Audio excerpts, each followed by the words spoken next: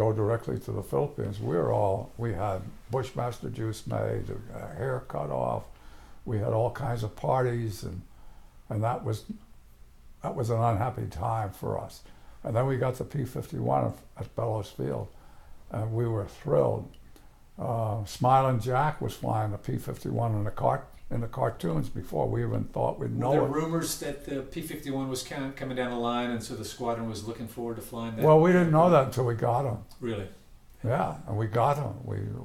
We went down and picked them up at Hickam Field and flew the P-51. I mean, there was no transition time. There was no computerized flying. We just got in and flew it. Is that right?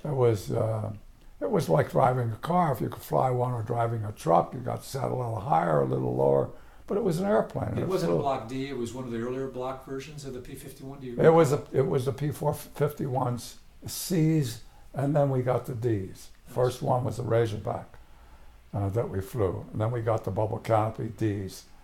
And those were the ones that we flew in combat. It was the airplane of airplanes. Sure.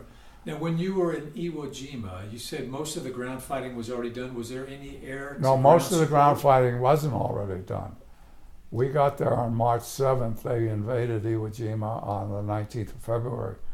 And there were 28 days in February, so it was 19 days later that we landed. They had enough dirt, enough runway, enough land to protect our runway. We landed on a dirt runway at the foot of Mount Suribachi.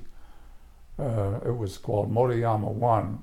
We call it Airfield Number 1. That was on March 7th, and for 30 days, we strafed and dropped napalm and dropped 500-pound bombs on the positions as the Marines were going forward, 1 yard at a time, and they took the rest of the island. It took 36 days total, or 39 days total before the island was secure. And even then it wasn't secure. There were Japanese still coming out of caves almost all the time that we were there. But the first 30 days that we were there, we strafed for the Marines.